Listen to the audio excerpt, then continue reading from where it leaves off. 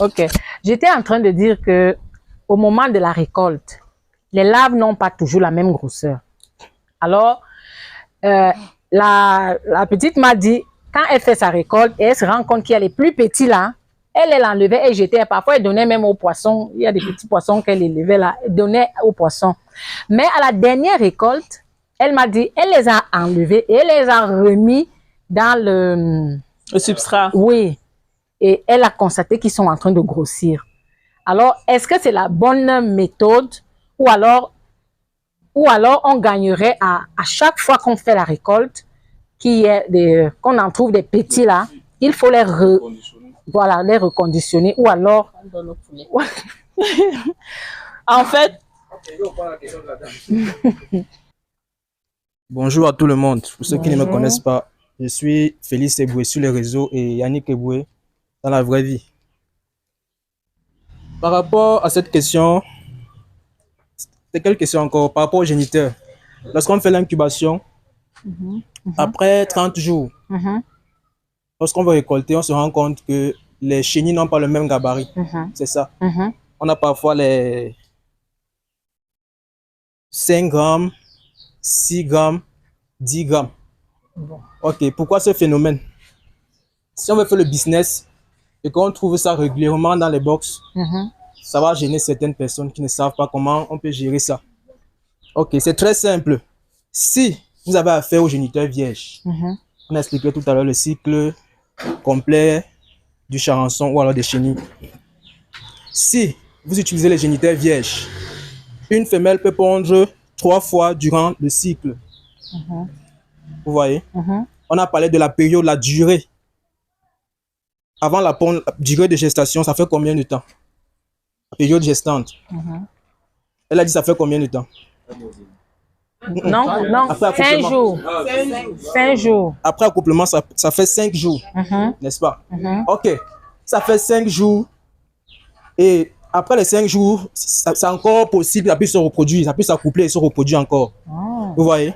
Et comme pas déjà à plus de 5 jours. Le décalage qu'il y a là. Elle peut encore pondre, elle peut encore s'accoupler et pondre encore une deuxième fois. Et lorsque vous allez faire le récolte, peut-être à 30 jours, n'est-ce pas? On va avoir les chenilles de 20 jours, 25 jours, 30 jours les plus matures. Donc, il est donc important de faire de la récolte à 35 jours, parfois même 40 jours, le maximum. Et lorsque vous récoltez peut-être à 35 jours et qu'il y a toujours les plus petits, si vous voulez faire un truc à titre industriel, vous pouvez prendre les petits, faire un box spécial pour les petits. Vous voyez? Vous vendez les autres.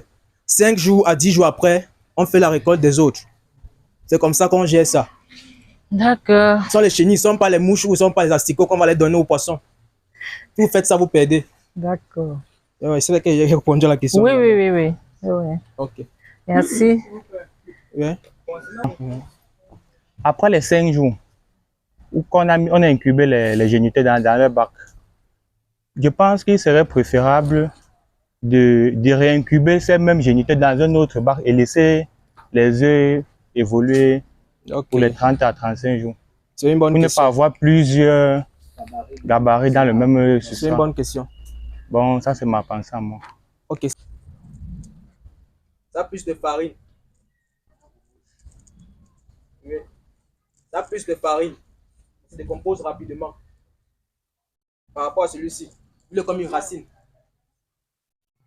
Lorsqu'il fait une semaine, on se décomposer, fermenter. Le cyanure va tuer tous vos charançons dans le box. Vous venez après peut-être 2 semaines ou 2 semaines et demie, vous mettez le doigt là, ça chauffe. Voilà.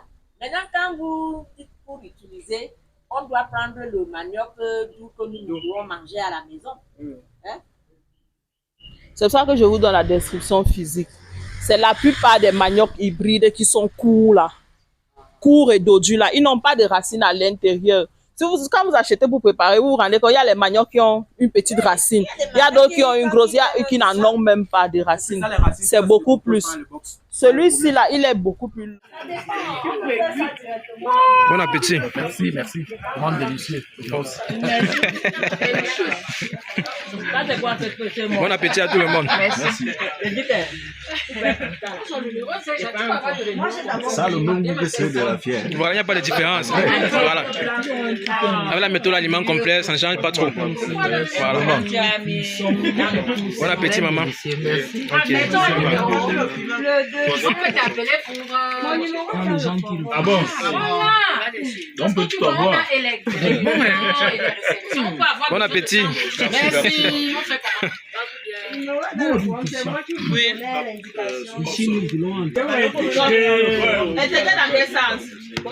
Bon appétit, bon appétit. Pour travailler avec nous. Oh, monsieur Eboué, moi, ça m'a pas. Non, il arrive, non. Avec le bon vin.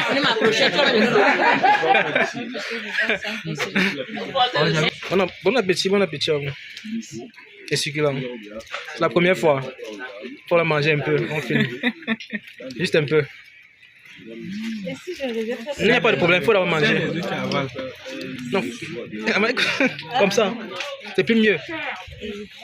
Depuis le projet, on a compté le nombre de projets. Voilà. Une fois. Manger. Mâcher.